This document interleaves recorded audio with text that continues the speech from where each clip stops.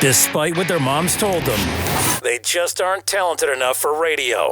Unfortunately, anyone can have a show these days. Sean. Well, I'm pretty hard to figure out sometimes. In fact, I can't even figure myself out sometimes, so don't you try to. Joe. You're an idiot and really a disloyal person. This is the Cuse Militia.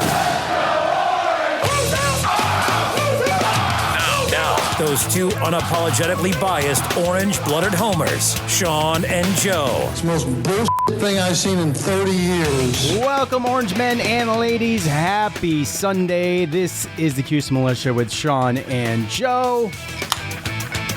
For the Believe Entertainment Network, at Cuse Militia on the socials. Go there, join the Militia live on X Spaces for the fan feedback segment of every post-game show. That'll be today. Syracuse hit the road, headed into a hostile environment, overcoming all of the elements, and I do mean all. They grind out a gritty, tough win for the first ACC road game of the year, a 24-17 win, putting them at 5-1 through the first half of the year, which is good. So you'll hear from us, and we'll hear from you in fan feedback. We've got the coach montage before all of that, and just a couple takeaways, I think, and Joe is there, and he'll share that. Right, Joe? Shall you? Yeah. Looked like a pretty heavy orange presence, not just like, well, they didn't show it on TV, so it didn't come through the TV, but just being on social media, I saw a lot of accounts that were live at the game, so that's excellent. Like to see that. And not too bad of a trip from, if you're in Syracuse, really not.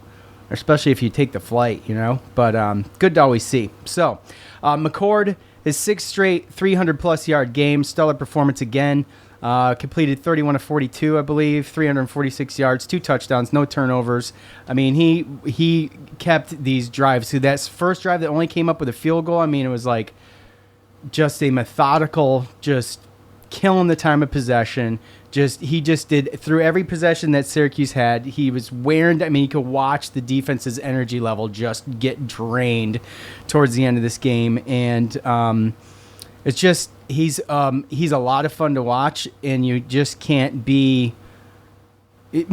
but feel more than confident when he's taking the snap. And he had to be elusive at times, and he did that. He made the right decisions with the ball. There was plenty of times where he just didn't see anything, and he got away and threw it out of bounds instead of forcing something or getting sacked, right? So those are huge takeaways for me as far as McCord goes. Jackson Meeks getting in the mix with 11 catches was amazing, 116 yards. And another week and another receiver just stepping up, right? Gill with key catches, or a key catch, and Amari Hatcher with obviously his one and only catch for 6 points. So it's awesome. The defense delivered some big plays for Syracuse. And look, Justin Barron, man, a dude's dog, okay? DAWG, as the kids say. 8 tackles, 5 solo, 3 assisted. He's got a sack in there. Forced fumble, an interception, returned for 41 yards. I think it would have been longer. I believe there was a penalty on that play that brought that back. So was there a penalty on that play? Was that the headbutt? I don't know if you saw that. It was at the end. Yeah. Okay. So anyways, just an absolute beast out there filling in for Marlo Wax. Enough can't be said about him and what he did last night. I feel like he was the standout of the game, in my opinion. And, you know, without that interception, mostly, that tipped pass off the fingertips of that receiver into Justin Barron's arms and that return there, you know, just momentum-killing plays from the defense at integral parts of the game was awesome to watch. So Devin Grant even in there, I think. He forced a fumble. So and Derek McDonald forced the other fumble. So NC State, look, they had some explosive plays. We expect that. Coach says, look, they're on scholarship too. They're going to have those plays, and they did. However, that 75-yarder to Rogers was the shittiest call I've seen in years. With that forced out of bounds was total garbage. And that's one of the ones you don't get to see when you're at. I didn't think so. When you're at the game, yeah. You know what I mean. Yeah. So I mean, they showed the replay where you're stepping out of bounds, but that was pretty much it. They didn't show, if it was forced or anything, and then they came back and. Dude, I don't know. I thought that was one that was going to get called back for sure. To say that he was forced out of bounds is not just an egregious stretch. It is an absolute lie. And if they took as much time as they did to look at that, and that's what they came up with, then they're lying to themselves about it, because he was barely touched on his shoulder. Okay, there's that. There's the lining up over the long snapper, which was video coach losing his brain about that call on the sideline, which was awesome out on the field, and good for him. He should do that, because it was another call where he's like pointing at the monitor, and it clearly shows in the replay. You can clearly see it. He was not lined up over the long snapper. He's got to be outside the shoulder. I didn't get. Oh, was okay. What's that? Again, being there, you don't know sometimes what the calls are. I thought that's what it was, but it didn't look like to me that he was lined up over when they showed the replay. So he was not. And there's a lot of NC State fans that were upset about some calls last night. But there were some, and you know what? At that point in the game, I didn't care. But because we had already been taking a licking. Honestly, the end of the first half and almost the end of the second half.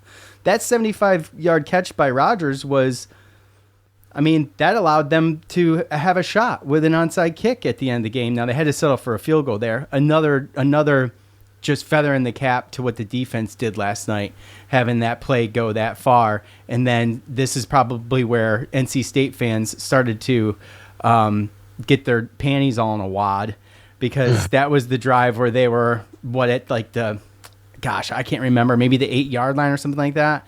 And they got a couple procedural penalties. They had two guys in motion, two plays in a row, and kind of pushed them back, and they never recovered from it. So, look, an excellent win on the road for Syracuse. And, I could hammer the refs. I feel like it's too easy. I'll say this, though. We haven't had an officiating issue throughout a game like this group did last night, I feel like all year.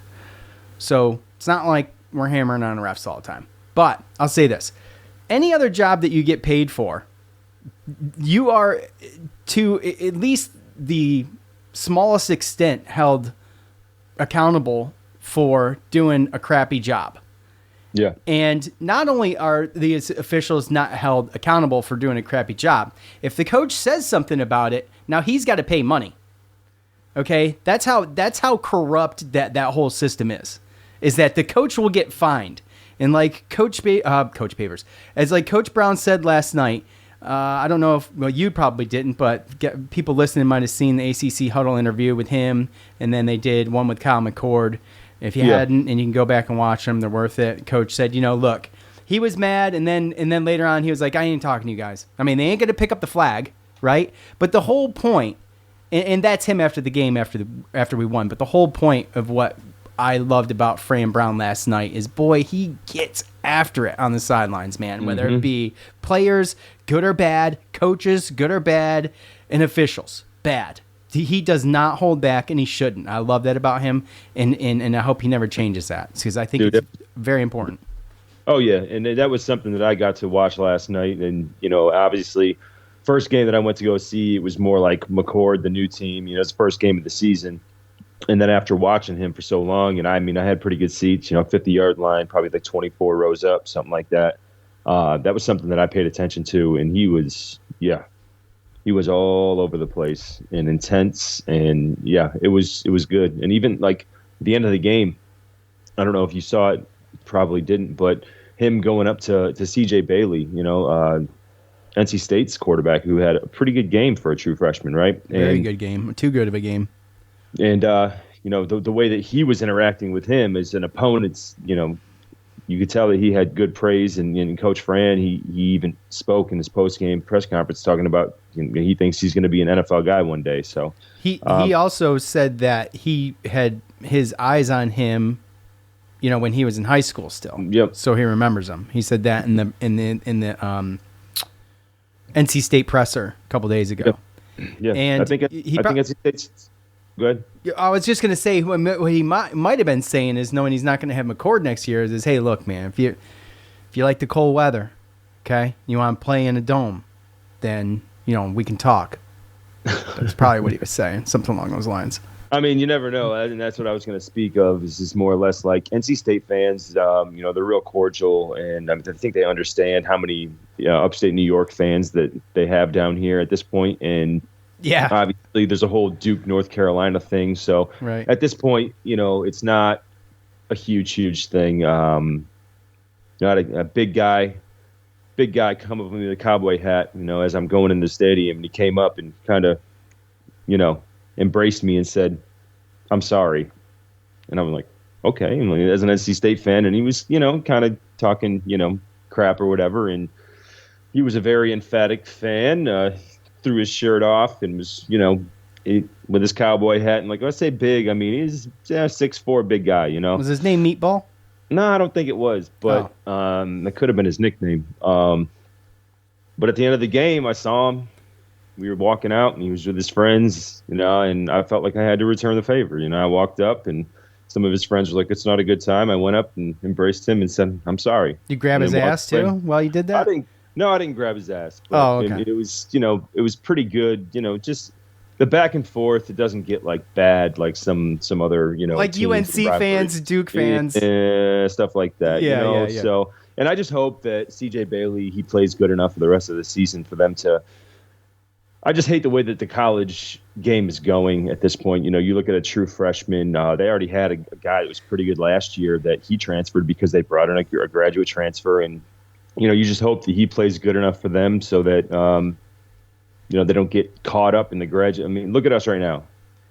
Like, we know that Kyle McCord's gone, and we're probably going to go to the transfer portal, right? Because you look at players behind you, is that going to be good enough? Everyone's going to the transfer portal. So I think that's where it's at with quarterbacks right now. Quarterbacks, I'm looking at it like a quarterback nowadays is probably going to play at 3 different schools because you're going to get recruited. You're going to have a chance to show whether you can start or not. And if you don't, then you're going to be on the bench, not getting any NIL money. But meanwhile, a North Texas or a Middle Tennessee State will take you, and they'll give you a little bit of money, and you can start for 2 years, and then you can show your talent. And then by the time you get to your last year, guess what? Power 5 teams want you back. So I think that's where we're at right now. They brought in Grayson McCall. He got hurt. Now it's CJ Bailey. He's a true freshman. Is he going to play good enough to prove that they don't have to go out and get another graduate next year? We unfortunately are stuck in that. As much as Kyle McCord is a great quarterback, we know that we're going to have to go back in the portal next year, right? And yeah, I mean, State's kind of on that teeter of, do we keep this guy, or because if they go and get another graduate, then this guy's probably going to go and go somewhere where he can play, right? Yeah, other than just being he needs a little bit more meat on his bones. He's a tough kid. He's obviously talented. The interception was a little high, but not entirely his fault. That's more Justin Barron where he put himself in that play. If there's no one behind that play, that's an incompletion, right? Right, and it did hit his fingertips, so it's like, it's, you gotta catch it, it's like the one that was barely overthrown by Pena, like the second or third pass of the game that Pena missed when he went long. Yeah. You remember? He shouldn't. Huh? Pena missed. He dropped more balls in the first drive this year than the whole season. Than he did the whole season. Yeah. Yeah. But that one that went off his fingertips, I was like, look, he's got to catch that. And same with that receiver that Bailey was throwing to before the interception. And then, just to his defense and how good he did yesterday, even the strip sack. I mean, that was a blocking issue. No, you didn't see it coming. No, he came totally unblocked. Yeah, every quarterback's going to fumble that. Yeah, you're not expecting that at all. So you don't see it coming. Yeah. Yeah. So I look. I would love to see a CJ Bailey on my team. So if I was NC State, I wouldn't be going to the transfer portal for a quarterback because you got a 3-year guy right there. Yeah. I mean, 4. You could have a 4, but I mean, if he trends the way he is like a true freshman right now, you figure after his junior year, I mean, he might be looking. True. You know what I'm saying? Yeah. So he's got, after this year, I feel like anybody that has whatever team he's on, they got 2 years with him probably. And, maybe NIL, and we talked about this changing that whole landscape. Maybe you get more of these 4-year guys now, but at the end of the day, getting where you want to be is in the NFL, and if you got the opportunity to do it, I don't think that you turn it down. So, we'll see. But absolutely, dude. And at this point, too, you can make the NFL regardless of what school you play at. Oh, anymore. Yeah. Right. Yeah. So, look, again, NC State too little too late. My opinion, this score, if ifs and buts were candy and nuts, we all have a Merry Christmas, right? But this score could easily have been 24-6, 24-10. We could have had more points, probably. We should have had more points, but I'm just talking from the end of the first half, bringing this thing close, and then 7 to then all of a sudden, I got nervous there at the end.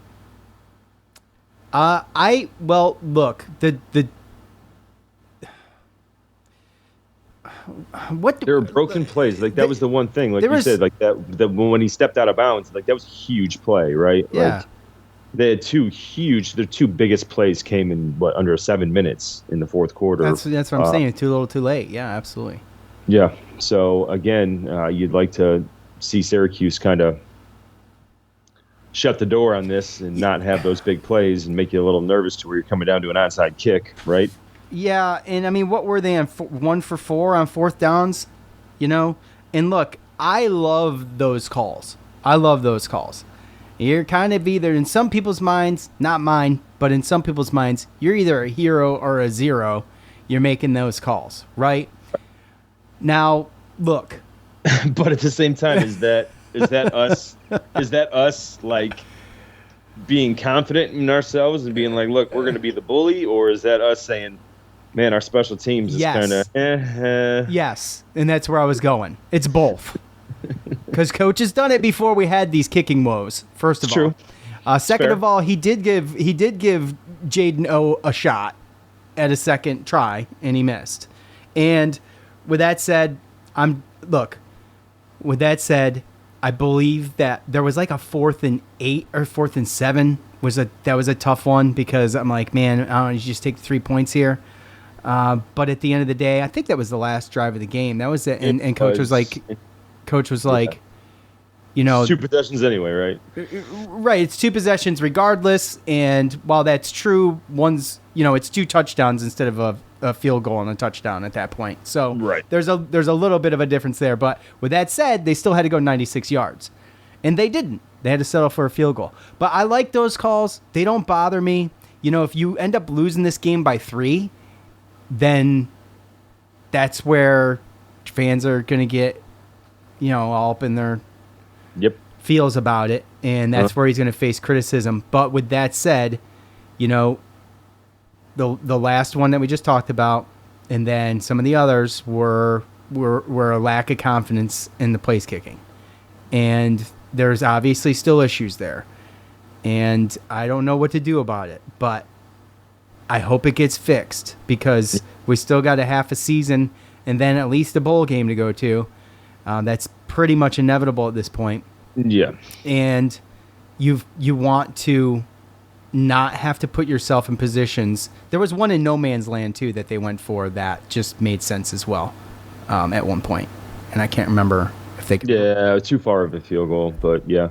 Yeah, and what are you going to do on a punt? I don't know. Look, I didn't mind them, I guess is what I'm saying. But I don't mind taking risks. It's one of those things, we spoke about that. Like in the past, you get to 3rd and long, like you get nervous because it's like, well, what are we going to do, right? Like, but with McCord, 3rd and long, 4th and long, it doesn't really scare me. He's proven time and time again that he can make it work. Yeah, and it's been a long time since I really haven't been kind of nervous about somebody back there, right? He takes a couple sacks every once in a while. Everyone's going to do that. But, man, six games straight over 300 yards. Have we ever seen that? Yes, maybe? No. He's the only one to ever do that. Yeah. So, he he was one. I'm sorry, he was one of 4 quarterbacks to go to throw for 300 yards 5 games, and among them, crap, I forget now, but I think it might have been Eric Dungy and Nassib, right? But they they only threw like 6 games over 300 yards, right? Like, right, but never in a row as well. Like right, yeah. So I mean, yeah, he's probably going to break the single season record. He's 100% going to break the single season record. I think we know that. As long as he stays healthy, yeah. And I mean, look, I love. By the way, shout out, saw Wallabaugh out there last night. Wallabaugh Jr. was out there on the line, left tackle, playing a bunch of snaps. Good, finally. Yeah. Mm-hmm. And we got, a couple small issues on defense, I think, on the line there that with subs and whatnot. Yeah. Well, I'm assuming there's not a coach montage, so there is a coach montage. We just keep talking. So okay. All right. There's always a montage. Maybe we just flip the format of the show and I just say, you know what, we'll talk and then we'll let coach talk and then we'll do fan feedback. No, it was good. With me, I suck at the social media part. You do. At the social media part, not only do you suck, dude, but you're just a disappointment. In general. I am so sorry. Like, I had a bunch of different people. People from work that came with me. So there was other people, different schedules. Dom wanted to meet up. Mike was hitting me up. Ted, Joe's buddy down in. Did you meet up with any of them? I did not meet up with any of them. Okay. Because I really didn't have time. You're a terrible person. So and I feel awful. You should feel awful. I was on the complete opposite. I hit them up about sections. All of them were on the opposite side of the stadium, and it was just, there's a lot going on. So I apologize for all that, but going to the game. That's your public apology. But going to the game and being able to be aware of some of this stuff, I was aware of a lot of that. I didn't see a lot of the defensive linemen that we normally see, and Coach, he talked about that and talked about losing players for the season. We just found out, and I was pretty sure when I saw Mixon on the little scooter last game that he was going to be out for the season, but he's out for the season. Hopefully, he might be able to get some type of medical red shirt, get him back maybe 1 year, and I'm pretty sure that Tank Wilson is out for the season. Coach spoke about players being out for the year, but he didn't really speak names. Well, but those were the two that were, I think the only two that make sense who it would be. Yeah. I guess is what I'm saying. Yep. So, they're going to figure it out. We're young on the defensive line. There's a lot of young guys out there. You're talking about Perry, who's a true sophomore, and Watson out there, who's a true freshman, and I think they held their own. I think that we played real good, but at the end of the day, getting those fumbles, getting those turnovers, that I think that was the key. We had time of possession, like you said, first drive, go out there, 8 minutes, get some points on the board. But turnovers with the game. I know a lot of people wanted to yell and whine and bitch about penalties, but we had 8 penalties for 50 yards. They had 6 for 42. So I really don't think that played there were some key plays, right? Yeah, there were totally. For them. They were going to get 3 at the half before the half. Instead, they got 7. Yeah. Okay, there was a 75-yard run that got them even in position to get close to trying an onside kick that should have been taken off the board. That's 14 points right there.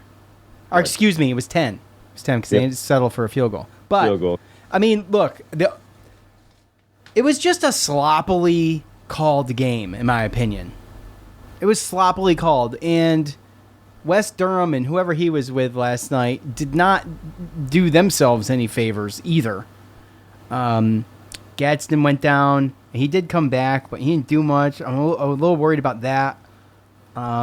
Pena, after shoulder. Yeah, shoulder. They were saying, it looks like he landed on the ball. I'm like, dude, he's holding his shoulder. What are you talking about? He landed on the ball. And then he goes in the tent, and I'm like, is he going in the tent because he got the wind knocked out of him from landing on the ball? Like, it's like they're watching the same game I'm watching, dude. I'm watching it at home. What the hell are they doing? This is so dumb. I was so irritated by it. I let that stuff get under my skin, though. I do. It's one of those things. Like even with like, I'm gonna flip the whole script and go like meteorologist, right? Like you sit here and you watch people on TV that talk like they know and then they get it completely wrong, and you're like, you get paid this amount of money, and I'm seeing it from my couch. Right. It frustrates you a little bit. You know what I mean? Yeah, I'm on WeatherBug, and I could tell you right now, this rain's going to stop at about 11 or 12 because I can push play on the radar and actually watch it. Like, you don't need all this fancy stuff to tell me the weather, man. I could wake up in the morning and tell you the weather every day. You know what I'm saying? I give you a full report. I can put it together and make it sound fancy. You know what I mean? Yep. It's like, You ain't going to get paid. I ain't going to get paid, but I could do it. I do it all the time at work. Same thing with the sports. People, the guys make fun of me for my weather reports at work. And they're pretty damn close. They are. Well, in your job, you need to be kind of accurate on that. But, I mean, just even with the sports, like you said, they're calling it. They're professionals. They get to see all the replays. You're like, what? Like, no, he didn't land on the ball. He didn't get the wind knocked out of him. What are you talking about? Yeah. Did you know about that? Did you know about them saying that? No, you told me that. But, okay. I went back and I watched a condensed game to see things that I wouldn't have saw because I didn't see that live, right? Sure. Yeah, obviously. But when I went back and looked, I'm like, oh, man, he fell, and that's what happened on that play, and he grabbed his shoulder. And he fell right on his shoulder, and the weight of the defender on him, too. Yeah. So, by the way, Jahad Carter. Yeah.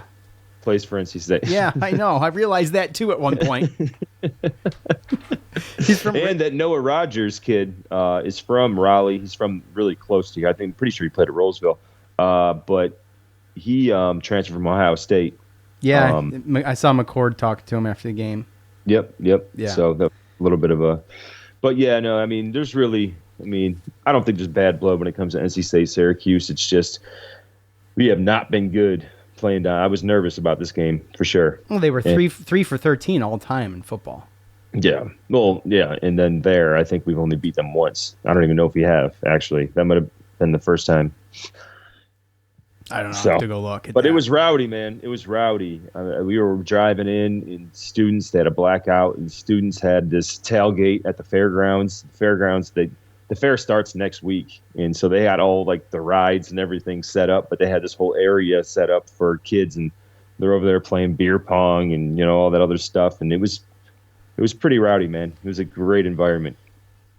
Great environment. Well, it came down to Syracuse capitalizing on mistakes. They controlled the clock. They scored on every cashed in turnover.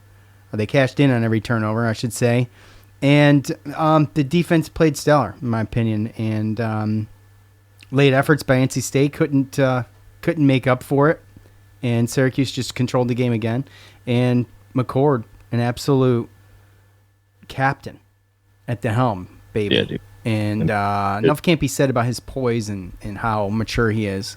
He's a fifth-year guy, but I'm saying, it shows. The only emotions you really see is him just getting fired up. Other than that, he just has that like stoic face, like I'm at work, right? Like yeah. I clocked in, I'm ready to go, and that's just that's the way he carries himself, and it's honestly, it gives fans a lot of confidence.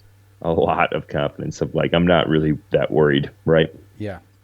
All right. It's time to hear from Coach. Truly thankful for our fans traveling this far to come and watch us play. It's always an honor and just a pleasure to be able to see them when you're turning around and having them right there behind us. That meant a lot to me. I also want to just thank Coach Norman and his football staff and his team. It was just a great football team, a great game. Just really enjoyed competing against him. Him being like one of the guys in the conference, one of the better football coaches in the conference, and coming here having a chance to compete against them at NC State. Just coming here, my first college football game was at NC State, so having the opportunity of coming back here and being able to coach for my first away game in the conference, it was cool to go against just such a fantastic football coach and his staff and the team. Questions, Emily? And we saw Trevor take a pretty hard hit in the game, going to the 10th. How's he doing right now? He's straight. I just talked to him. He was going to be cool. He'll be fine. He'll be straight, ready to play the next game. He's a tough kid, so he'll be good. And just decision-making question, you let us inside a little bit, that 4th and 7 there at the end, decided to go for it with Jackson instead of take the kick there. Yeah, I mean, it was still been 2 scores anyway, so it was the same thing. And I figured that I didn't think they would go 96 yards, and they did go 96 yards. So, I mean, it's just the monotony of football, things that happen that way. Yeah, 3 guys had over 6 receptions today. How do you think Kyle's spreading the ball around, while also knowing where Quint in the backfield just opens up so many things for his offense? Yeah, I mean, Kyle's he throws who's open. I mean, everyone to get the football. I think OG was like money on 3rd down. Early on, it was Trevor. Then it just moved on to Jackson Meeks. You had Dow Gill have a good catch. You had freaking what's my guy's name? I can't think. Amari Hatchett. Yeah, Amari Hatchett with a good catch. I mean, just everybody throws it to the running backs. Dan Villari had a great catch. So it's a lot of them, but you know, we just spread the wealth throughout the entire team. Coach Nixon does a really good job of just being able to not have you be able to just key on except one guy. You know, it's like, wow, who do they throw the ball to the most? It's like everybody. They all get a choice. They all get a chance. So we believe in our guys. So just focus on us. You know, make it about us, not make it about all the other things. And there's a lot of noise in the world. Our main thing this week was complacency and faith and hard work. You know, you got faith and you work really hard, good things happen. You know, and complacency doesn't live in our program. So, like, you can't be complacent. And we just talked about being able to sustain success. You know, a lot of people can't do that because when good things happen, they start to do things opposite instead of sticking to the script. Let's just come to practice the way we practice. Like, practice allows you to be able to compete in a game. And we believe every one of our games are going to be close. So, like, we just prepare for close football games, and then we just continue to play. 4th quarter, 5th quarter is when we'll play our best football. Coach, I feel like Justin Barron was really flying all over the field today. Just how can you assess his performance and how he helped fortify the defense today? I mean, interception, fumble recovery, just done a lot. Forced fumble. I mean, he played a big game. I mean, he's an NFL linebacker, which is why we moved him to his position that he'll play when it's time. He's a good football player. That's why it was so important from when I got here right away for us to retain him on the football team and keep him here. I mean, he's a great kid. He studies his butt off on the defensive side. He takes football with him. If a lot of guys do what they did, like when he leaves practice, he's not done with football. He's going to his dorm room and he's still doing football. His apartment, wherever he lives at, still doing. When I go to do my dorm checks and our room checks before the night before the game, he's still writing down and doing ball. So he takes it with him all the time. So it's not a coincidence that he comes out and he has a good game and he's doing things right, or he can move from nickel to go play will linebacker all of a sudden because he studies the game like that. And if we could get more players to buy in and study the game the way he studies the game, the sky is the limit for Syracuse football. Thanks, man. Y'all be safe.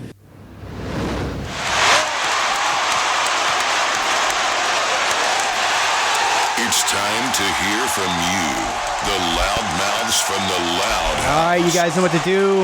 At the end of every game, I ask you for your thoughts on that game. You leave them. We talk about them. Another late one and another close one. And going back and thinking about my pick, like, as soon as that first drive started, I said, my score is way too high. It's way too high. Syracuse just plays this methodical way where they're not just going to launch it and score a ton of points. It's just not how this is not going to work. So, anyway. You have to. Yeah, no, it's great. It really is. I mean, especially you watched like every single little pass. It was like he put it exactly where he needed to. I mean, we had some drops, but to know that you could just drop back and he's just going to just pick you apart. That's what he did. He picked them apart over and over and over again. Now, did we get the results that we wanted at the end of every drive? Absolutely not. But that kills the defense, man. Oh, dude, they were gassed. Defense. Yeah. Visibly gassed, like, yeah, clearly. Okay, let's start over on Twitter. I'll start on Twitter. What did we get on Facebook, Joe? Anything worth talking about? How many was that? 19. Oh, that's not bad. 19 comments. I expected not bad. more. We got some. Huh? Okay. Well, I expected more from Twitter, but maybe it was, It was late. Yeah. At Cuse Mojimbo, sometimes y'all gotta win ugly. Or sometimes Yug gotta win ugly. And now bring on Pittsburgh. And Pittsburgh's 6-0 right now. They have a bye week too. So, and it's it's like a short bye week because we play on Thursday. So we're this close. We're this close to two 6-0 teams playing. Yeah. And we never would have guessed that. No, Pittsburgh's more surprising than us right now. No, and they were ranked 22nd before the win yesterday, and I assume that. Well, I mean, who knows? But they'll probably jump up a little bit. In California, we thought was someone at one point, but no, not that they're I was bad. going to say the same thing. California, they play close games. I mean, ever since they started the ACC play, but they lost at Florida State 14-9. Yeah, they lost against Miami at home by 1, and then Pittsburgh game was 17-15. So California, they keep it close. And it's going to be an easy game. We're going to the West Coast for that too. Yeah, playing Pitt on the road, both after a bye week, and it's Marlowe Wax Watch Week. Say that 5 times fast. So, I don't think it. I just hope and pray that he's good to go come Thursday. So Thursday night. The thing that sucks about a Thursday night game, and I'll get into more fan feedback in a second, but the thing that sucks about a Thursday night game is that you everything's done and over with. It's not even a Friday. It's a Thursday. And you got to work the next day. And you got to work, and it's in certain situations. Sometimes you could have a situation where you could just easily put in a PTO day for Friday and not have to worry about it. But you could if you've planned that far in advance, but that's not how I do it. I didn't even think about it. Plus, no. Anyway, I'll make do. I'm just saying I'd rather have a Friday or Saturday game is all I'm saying. Okay.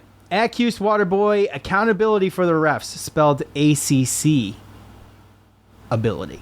So, yeah, I'm not going to be satisfied until they come up with a way to hold referees accountable for poorly called games. Oversight committee. But who? What are you gonna? That's like the government having a government watch program created by the government. We don't need the government to be involved. But I'm saying it's like the government watching the government. What are you gonna have the NCAA take care of this thing? Right. They're not gonna watch themselves and hold themselves accountable. Right. So, somebody else's payday. Well, what outside entity is going to be responsible for doing it? Nobody. It'll never happen. Nope. So, it is what it is. But I'll continue to bitch about it because that's what we do here. So, all right. At Mr. Mike Winch, that's a game. The Babers regime blows. Great job finishing it off. Need to work on tackling when we get home. Barron was all over the place. Need that from him every game. Meeks is turning into that dude. Love his energy, and he's feeling it. McCord looks great. Rank us. I don't like to be ranked. I especially don't want to be ranked going into a game against an undefeated ranked Pittsburgh. This would be the third ranked team we're going to be playing in. The third undefeated ranked. That's true. Third undefeated ranked team that we're going to be playing in 7 games. So, hey, that's unprecedented. I think. Bring all the smoke. We want all the smoke. Yeah, I know Fran will say the same thing. He'll agree with me. Bring the smoke. Yeah, we want it. I'm fine with that. I just don't want to be ranked. I don't care about being ranked really yet. Okay. I don't either. But you're worried about just old stuff, right? I don't know if the coaching staff is going to allow being ranked to stop their mental, right? I don't see this part team. Of it. You never know. If they're ranked, it's not going to affect them, I don't believe. Well, okay, fair. And maybe I'm just got PTSD from it. But I also have, this time of the season PTSD. We've started this strong before. Dude. I don't think we've had this type of... it's funny. We talked a lot about the schedule being somewhat easy, right? Quote unquote. But I don't feel like, this has been more of a difficult schedule, I feel like, than the past few years. And we've started this strong before, and then end of October, November comes, and we just absolutely poop our pants. And that's what's crazy about sports is every single year we start out with a pregame and we talk, or a preseason prediction, and we think that we kind of have a temperature or a gauge on what these teams are, and every single year it just changes. So you could say in the beginning of the year, oh yeah, this looks like a favorable schedule. Now I don't think there's an easy one left in the batch except for, UConn, the one that we don't really like to talk about. But does UConn, should they even play football? At this point, that's pretty much a bye week. Not trying to be a dick, but you're gonna anyway. Let's get fresh and get healthy for Miami. The last hurrah, True. What our damn record is at that point, we'll see. But true. Yeah, the Pitt week. It's a good thing we've got a little bit of time off. So, because it's gonna take. I'd like to really sit down and think about that one myself, to be honest with you. Now we got 6 games. We got 6 games without nothing. I think NC State, they have a bye week. This is their first bye week next week, and we're on our second one. So yeah, well, so we got six straight with nothing. Well, in UConn, but well, it's going to be an interesting finish to the season, nonetheless, because have a real legit opportunity to have an unprecedented finish. I feel like. It's the next 4 though, right? What's that? Pitt, Cal, Virginia Tech, Boston College. I mean, that's that's a brutal stretch. They're all going to be tough. They're all going to be tough games. Yeah, they are, but also, I mean, 3 of them are on the road, right? Pitt, Boston College, and Cal are on the road, and we only have Virginia Tech at home. That's why I didn't like that whole home opening. 4 weeks in a row. Actually, 4 games in a row, but 5 weeks worth of sitting at home. There's just a lot of away games to make up, and it's a tough stretch. Those 4 games going into UConn, it's going to be a tough stretch. So it's going to be fun though. To his other point, let's see. There was something else in here I wanted to talk about. Yeah, Barron. We mentioned him before we started fan feedback. Just amazing performance from him, and enough can't be said about that. I thought he was by far the player of the game. That pick for the 41-yard return on that was the game changer, in my opinion. Just that play stood out to me all night. But that wasn't what. The Babers regime may blow this. I mean, I don't know. I'm not going to touch that. No, I think we're past all that. I mean, we've given. We've taken enough shots, I feel like. I think we're ready to move on. But, we've had that comment there's been a couple games like that, right? Sure, yeah. I mean, yeah. They've been at least close. The second game that we've talked about this, right? So, I think so. You're right. Yeah, I mean, you could almost say that, I think we talked to UNLV and Georgia Tech. Were a couple of those other ones. Let's see. At SSN Syracuse, sideline Syracuse, this team just can't win easy. The defense still can't tackle. This game shouldn't have been close. There was one run. There was. By the quarterback by Bailey that there was 4 missed tackles on that really, really rubbed me the wrong way. And that was a 28-yard run, and he ended up with 28 yards. So I mean, look, I have a theory on that as far as we talked about. He's not a predominantly running quarterback, but he has the ability to run. Yeah. So if you haven't seen it enough and you don't know what he can do, then those type of things happen, right? You only see what you see on tape, and he's a predominantly in the pocket passer. But, obviously last night, I think he took a couple strides in that as far as, showing what he can do with his legs, because he is an athlete, and he don't want to do that. He doesn't want to go and run all the time and chance getting hurt. But, he definitely took advantage of some of those, and I think that he just did some things that our defense just hadn't seen him do. So kudos to him. Absolutely. At No Blanchard 44, and like we said, I mean, he's a talented kid. I'd take him. Yep. I'd put him in an orange uniform tomorrow. I mean, well, no, next year. Next year. You know what I mean. At No Blanchard 44, dominating conference road game. I could get used to this. Yeah, it was way more dominating, I feel like, than the score showed. Right. Yep. +3 in the takeaways. Time of possession. What was the time of possession, Joe? You're usually quick with that. 36 and a half to 23 and a half. Okay. Well, it wasn't as dominating as it felt like, but it's still dominating. That's still dominating, yeah. Yeah, very much so. Mm-hmm. Yeah, they left again. You know, we talked about this for the UNLV game. They did leave some points on the board. I feel like we should have had more, but at the end of the day, it's a W. And coach mentions, you know, they're figuring it out, they're getting better, and I do feel like they're getting better. I feel like NC State was probably the best team that they've played so far this year. I feel like Pitt obviously is going to be the best team they're going to play so far this year when they go ahead and play Pitt. So, you know, it's not getting any easier, and we'll see what happens. Pitt's going to be a true test. That's going to show us where we're at, because I truly believe, as much as it pains me to say this, that Pitt is actually pretty good, and I hate Pitt. I hate Pitt. So you know how last year's game went, right? Which again, yeah, that was a Valari game, right? Well, yeah, but flashback Valari last night. Yeah, that gave me PTSD. That gave me PTSD. I was not digging it. I'm like, no, please, dude, no, don't. You have to be able to take advantage of a couple of those plays, right? PTSD to me is like you beat Clemson and you lose the rest of the games in the season, right? Yeah, okay, fair. Not like everybody gets injured and Valari, comes in, does the best that he can. The in motion direct snap. The in motion where he got up under the center for the third one. Yeah. 100%. I like what Coach said in the montage, well, I don't think he played it in the montage, but what Coach said was, he's a talented football player. He believes he's going to play on Sundays too.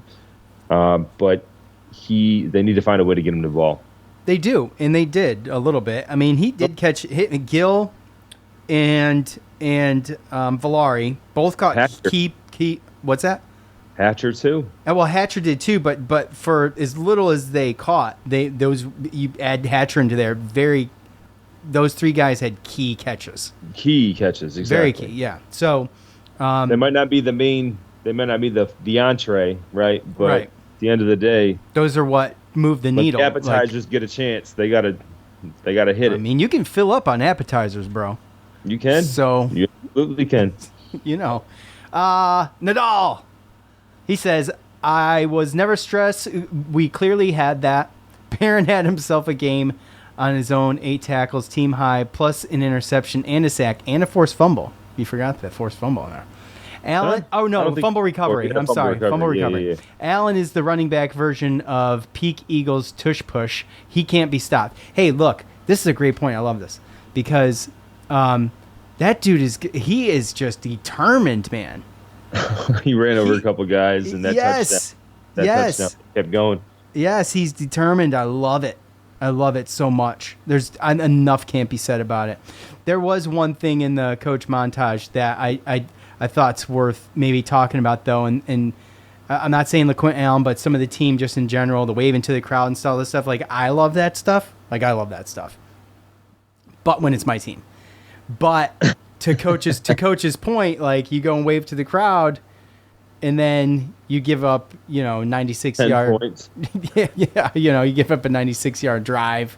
Right. So, I mean, well, technically you settle for a field goal, but I'm just saying, to coach's point in so many words, act like you've been there, right? Yeah. Celebrate after. However, like, it was the whatever year that was where the Syracuse football team planted the flag at Boston College. Like, I'm sorry. I was not mad at that at all. And I'm not mad at the waving or any of that either. So no, I just think that's more of he wants his players to key in and just be focused. To be focused all the way through the game, right? And that's the best part about it, is that we've watched these games in which there's special teams play. There's a little bit of lack of discipline over here, and there's these calls. And, I mean, it hasn't been perfect. But at the same time, I mean, we're a 4th and 9 against Stanford from being perfect. So that's the thing, is just that, like, the sky's the limit to me. This is still a team that I see that's progressing, and I see steps every single week and getting better. So that's a positive. It's a positive. That's a message to him, to his team, to say we got to stay focused. We got three games on the road that are going to be tough here, and we can't be doing that. We got to finish to the end, right? Stay focused, stay healthy. It's huge. Be interesting to see how the roster shapes up like talked about Marlowe Wax Watch Week. See how this shapes up heading into Pitt. Let's see. Let me circle back to Twitter here. At rboris9, still lots of things that need to be fixed, but especially missed tackles and special teams. Fix those, and we would have a larger margin of victory. Hope we break the bye week curse against Pitt. Well, fair. That's very fair, actually. It's just one more like you talk about, the PTSD moments of being a Syracuse football fan, and that's just another one that is always hovering over us, and that's coming out of the bye week. So, fair. That sucks. You didn't have to bring it up, but I appreciate it. Yeah. What do you got on Twitter there, Guy? Yeah, so there's a lot of kind of the same stuff, right? Andrew says defense got to work on tackling, offense good, needs to finish drives with touchdowns. Joseph, overcome horrible officiating and some blown coverages to get another huge road win, clean it up and take the suspense out of it. So it's a lot of that kind of stuff. Johnny Carlin, our guy. You loved his comment last week. So. Yes, the snarkier the better. The scoreboard and stats don't really tell the tale of this one. Offense is once again mythological, just chipping away on drive after drive and owning time of possession. Should have had at least another 10 points. Defense really played solid. Timely turnovers take away the 2 late 70-plus yard plays, one of which was clearly not forced out of bounds, and it was a fairly dominant performance. 5-1, let's go Orange. Amen. Yeah, Mike Devine. Yep, preach. Mike Devine, thank you, Ohio State. I will definitely preach that, especially after you watch Ohio State and the quarterback decision in the game last night. Aaron, great game. Started out slow, but then we just dominated all around. The 24th will be a bigger test, ranked Pittsburgh and undefeated Pittsburgh. So let's see, our boy top fan, Michael DeLello.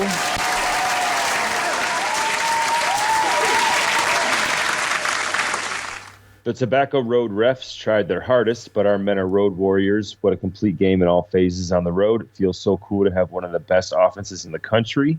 That's a fair point. Very fair point. LeQuint has been in beast mode. Huge game in 2 weeks. Let's go Orange and drink that bourbon tonight, Sean. Cheers. I did. I had some Elijah Craig last night and the night before that and the night before that. Our boy Joe Pasick. Rolling in the superstars. Wow, off of Facebook. I know. He said, best $10 I ever spent. With the bets. So that's pretty good. Yeah. We got a couple other, unorganized on the defensive side of the ball, poor tackling, and again, the refs. I thought this was possibly the best defensive game of the year. I thought so too. So there was a couple missed tackles and everything, but it was the one that definitely most opportunistic game that our defense has played for sure. Yeah. I would have loved to seen this Russian 3 it's so hard to watch. It gives quarterbacks so much time to throw the ball. And you're playing zone defense, and if it weren't for a couple overthrows, dude, there was a couple overthrows to open guys, and it could have gotten ugly quick. And he had all the time in the world to throw. And I think that could be, look, maybe it's a personnel thing. You got some younger guys in there. But at the end of the day, I feel like you need to be at least 4 Russian because it's not effective. And it really creates the scramble drill or whatever is going on back there. You could see more than I could see from the TV. Yeah, at the same time though, if you have the right spies and everything, but yeah, he did complete a lot of. It looked like there was a lot of cover 2 plays to the sideline, over the corners, but before the safeties that he hit. So that's just a difference between man and in zone. But it looked like they tried to play it safe and.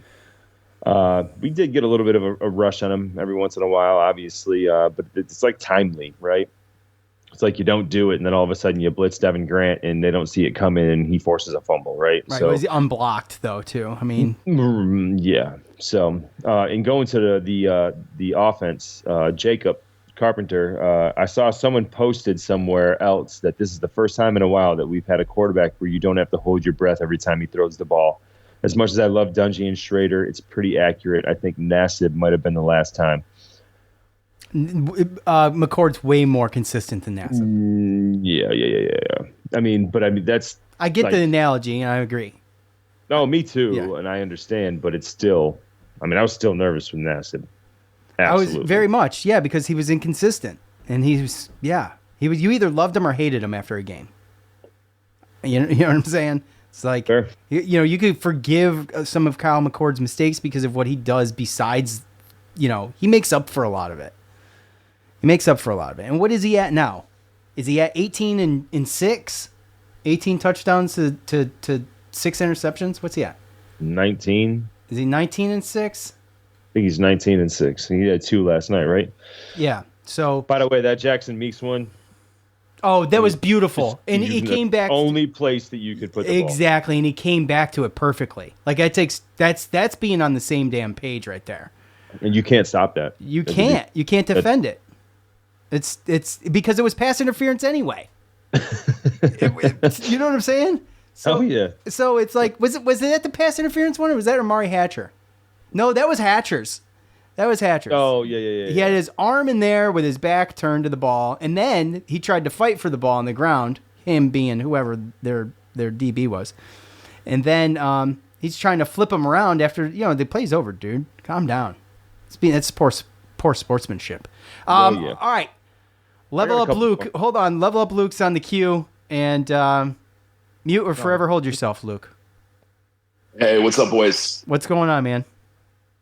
I was at the game last night at Carter Finley, and it was awesome. I'm curious from your perspective, watching on TV, did it look like there was a lot of orange, or did you hear some pro Syracuse cheering? So, no. Here's the thing. They didn't show any. So I know where Joe was sitting, and they would not show above the wall. That is where the team was on the sidelines. So they didn't show above the wall. The only time you get a glimpse of it was from far away, from like the broadcast stand or wherever the hell it was across the field. There was the noise just in general came across, but I didn't hear any pro Syracuse stuff. But when they started to trickle out, that's when you could notice it more. But they didn't show it. Okay, gotcha. Yeah, I mean, Joe can tell you, like, it was a big Syracuse turnout. So. Cheers to the fans that made the trip. We were starting from "Let's Go Orange" chants that were drowning out the NC State fans in the second half, at least on our side, on the visitor side. So I had a great time. Fans are always pretty hospitable at NC State. The officiating was kind of crazy because even in the stadium, they showed the replay with the guy stepping out of bounds, and they reviewed that and somehow decided. It's just okay to step out of bounds and then make a play. No, but the call was that he was forced out. And if you can go back and watch it. He was contacted. He wasn't forced out at all, but there was like a brief amount of contact, right? There was barely anything, dude. There's how he stood at that monitor that long and justified forced contact because he stepped out of bounds like 3 different times, by the way. And how he sat there that long at the monitor and determined that he was forced out is not just egregious. It's a lie.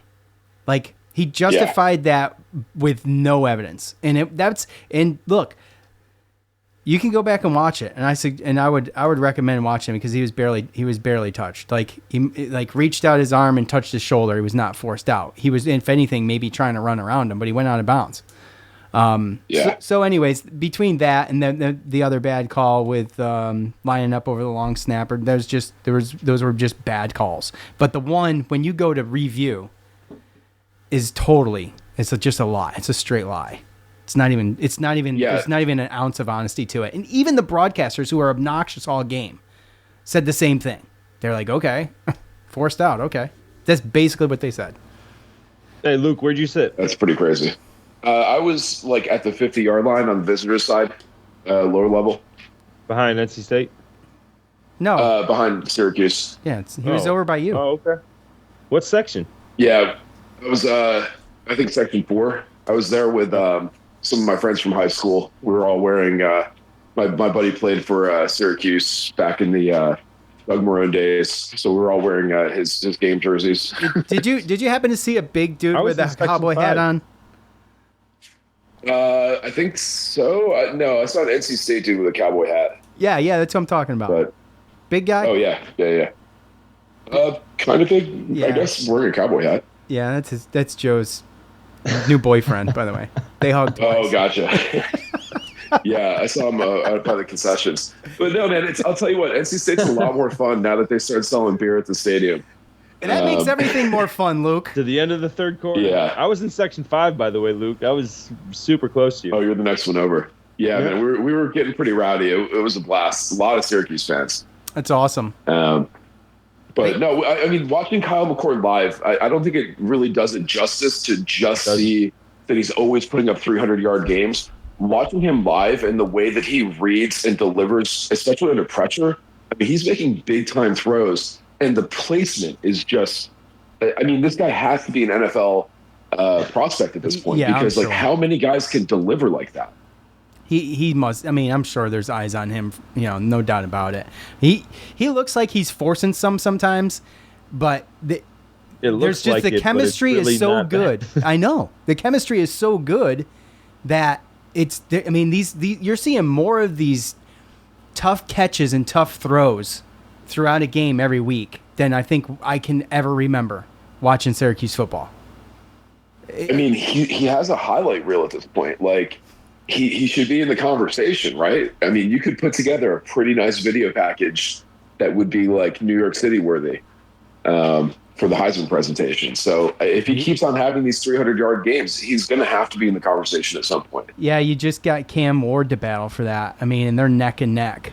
Oh, there's that running back from Boise State too. But like I said, I think I went and watched week 1, and that's one of the things I spoke about, right, Sean, was that it's different when you see him live. It's different. And this is my second time seeing him live, and dude, it's still different. He's completing 66% of his passes, 2,160 yards, 19 touchdowns, 6 interceptions, by the way.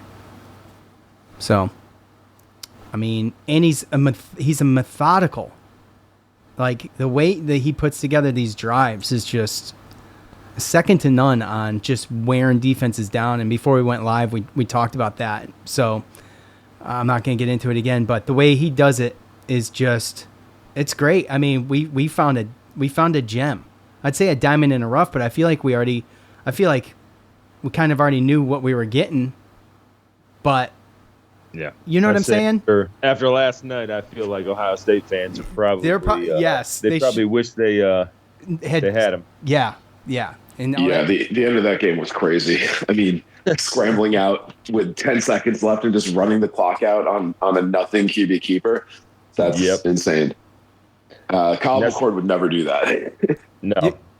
He's throwing it away and getting another play. I mean, look, be careful what you wish for. We had a comment that said, thank you, Ohio State. And we even spoke about it earlier this year that, I don't really know if Ohio State really got a better quarterback by not just telling him he was the starter. Joe, we've talked about that so many times with players that we've had through the 8 years we've been doing this show. And, I mean, it happens every year. You haven't heard anything. This year it's so quiet. It's kind of nice. There's been little to none, actually, about the offense in general, negatively said on social media or in comments or DMs or anything like that. If there's anything, it's been maybe tackling on defense, interception, right? Well, yeah, those are going to happen. But I mean, he makes a little bit up of for a chance, right? But yeah, he's confident. He's confident. It shows, and that makes us confident, right? So when he's got the ball, Luke, you're not like on pins and needles wondering what the hell is going to happen with it, right? Or is he going to have to? No, is he going to have right? to?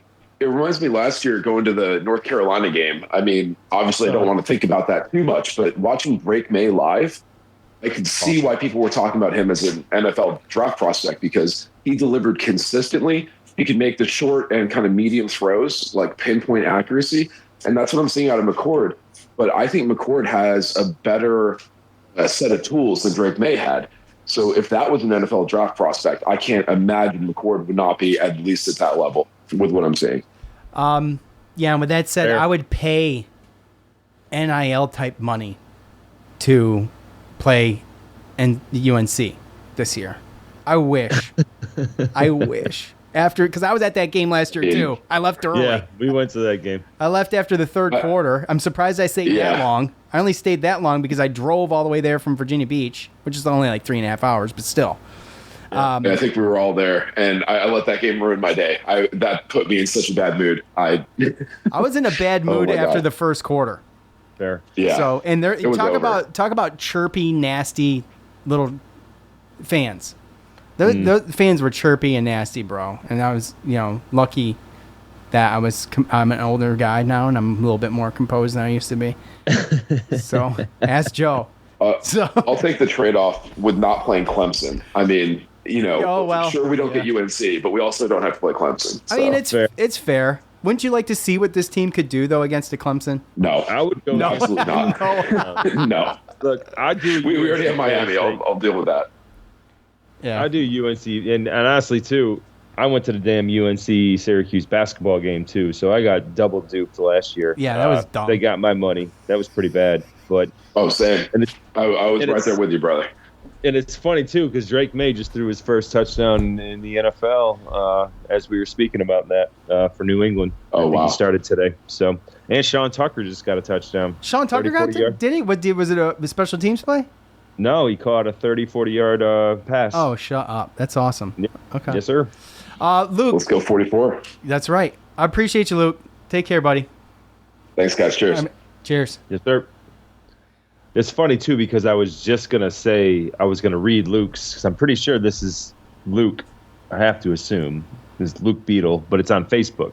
I've only known him as Level Up Luke, but now I got a Luke on Facebook, so I should have asked him. I could tell you by the picture, but I don't know. But you should have asked him when he was on. Should have. I know. I'm dumb about stuff like that. You are. So, yeah, I think there's a lot of people that are bandwagon on Dom, and I'm not even going to read them anymore. Like, if you're just going to come in on Facebook and say Facebook sucks, I'm not going to read it anymore. So I'm just going to let all y'all know. And Luke, he came across, he said, Facebook and Joe are incredible. After this win, they deserve an apology and soccer. Oh, yeah, that's Luke. That's Luke. He's talking about soccer. By the way. I assumed that it was him. Yeah, my 10-year-old plays soccer now, too. And so I've got 1 in lacrosse, and I got 2 in soccer. So I'm starting to learn the game a little bit. Just a little bit. All right? And by the way, I'm only going to watch soccer if my kids are playing. All right?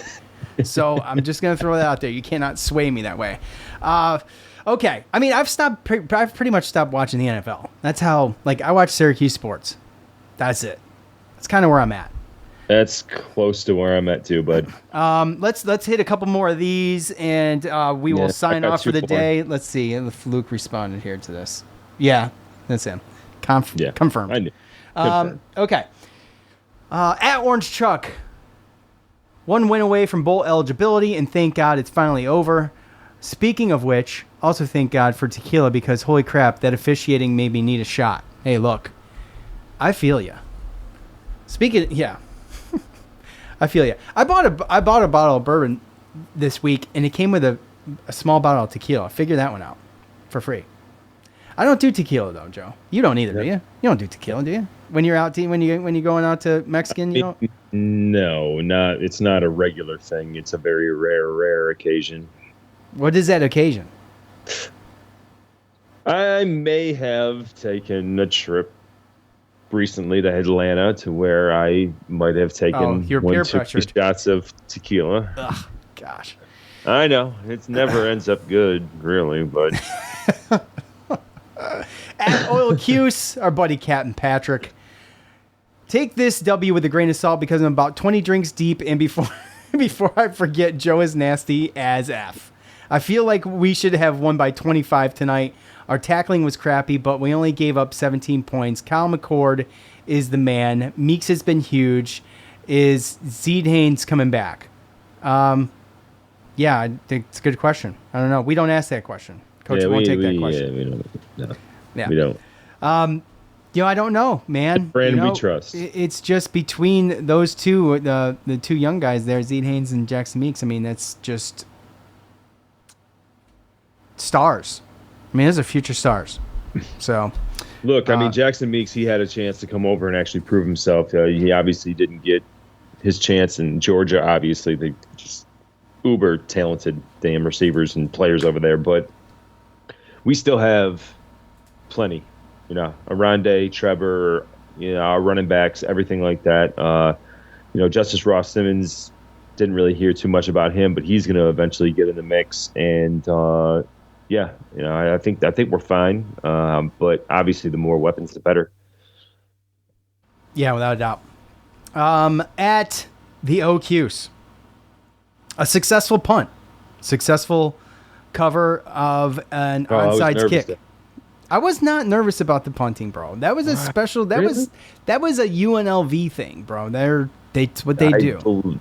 I believe that too. I mean, I stated that. The onside kick had me more nervous, and he mentions that too. Successful cover of an onside kick and 3 forced turnovers. Mixed it up and tried some different looks with Valari rushing. Only 3 should allow better pass coverage, but that's not the case. Work on it, boys. So yeah. The onside kick was the only time in the game where I was nervous. And then I saw 2 same team guys go up for it at the same time, which made me nervous, but it was I think it was recovered by Meeks, and he fell on it, and that was game. So, but I was not nervous up until then. I wasn't even nervous after that 75-yard play. I just didn't feel like they had enough time, and yeah, that's kind of my thought process. But I was a little nervous. They were talking about, the guys that I went with talking about, should we leave? And I was like, there's still a lot of time. I need to be a little bit more. But as soon as we got that onside kick, I was pretty much, all right, we can go. You get to that point, too, in a night, especially in a late game, where you're like, should we beat the traffic? Right? You're kind of like, Yeah, we definitely didn't do that. Drink another beer in the parking lot waiting for traffic. So. Oh, here, I got another one real quick, and then you can wrap it up, and we'll hit the road here. At Mike S748555165, West Durham, way out of line. Cheerleader the whole game for NC State. Fran passed on 3 field goals. Better team, and those decisions will cost us the game. McCord and McNabb, best QBs in Cuse history. McQuint is concrete. Meeks and Barron. Get my MVP. I mean, Meeks was great, but I gotta, like I said, man, Justin Barron gets that for me. Yeah. Offensive coordinator calling plays, maybe best ever. So, yep, it was a good combination of all that stuff offensively, and that just keeps clicking. But passed on 3 field goals. We kind of covered that earlier in the show, and yeah, I just, the West Durham way out of line caught my eye because I was thinking the same thing, and I have a lot of respect for West Durham, but yeah, I didn't get to hear it. Last night was obnoxious. It was obnoxious. I didn't get to hear it. Who would have thought that our two best quarterbacks in our history had been Irish? It's crazy. Yeah, McNabb and McCord. yeah. So. Anything else lingering on the Facebook end, Joe? Yeah, so I'm going to get 2 more top fans. Got to do it because they put a little meat on there. Dave Raleigh, top fan.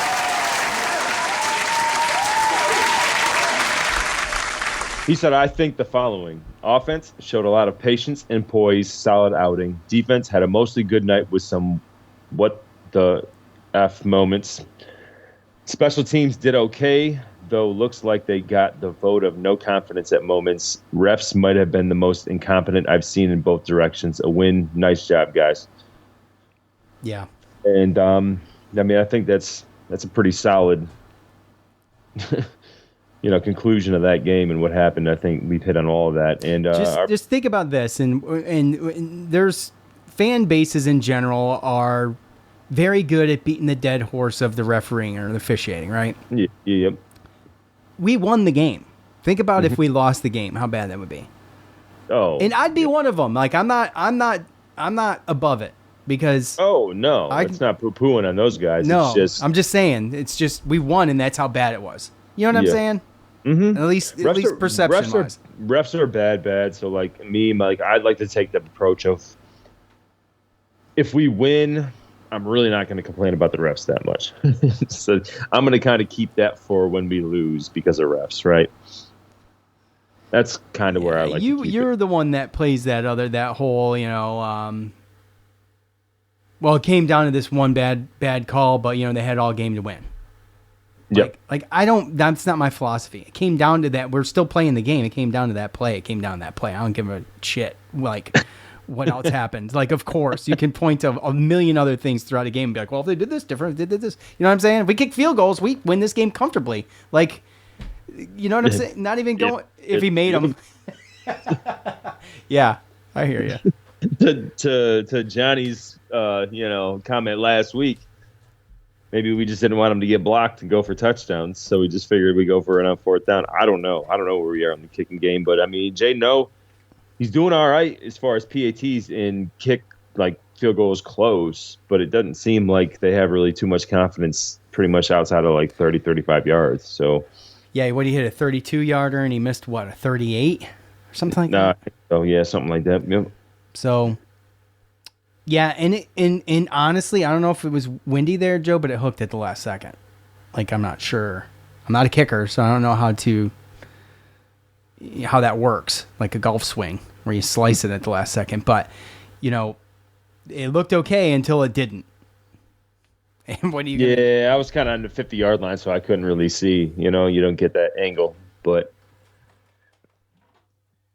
what else? You got another one? You said two. You did one. Yeah. Top fan Andy Stewart, our boy Andy.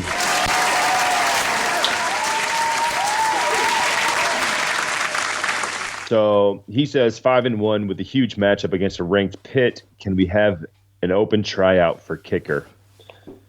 Yes. And again, it goes to David Super. Our boy David. David on Facebook? No, on Twitter, bro. Oh. What do you say? He said Pitt has a bye week too. Thursday night, ESPN big time game will put us on the map with the win. So, yeah. I mean, I think we'll hit more of this, on our pregame podcast. But I don't think that we saw this. I don't think the beginning of the season, I don't think we saw a situation where we were going to be 5-1 going against. I mean, maybe some people saw us at 5-1, but I don't think people saw Pitt as undefeated and ranked.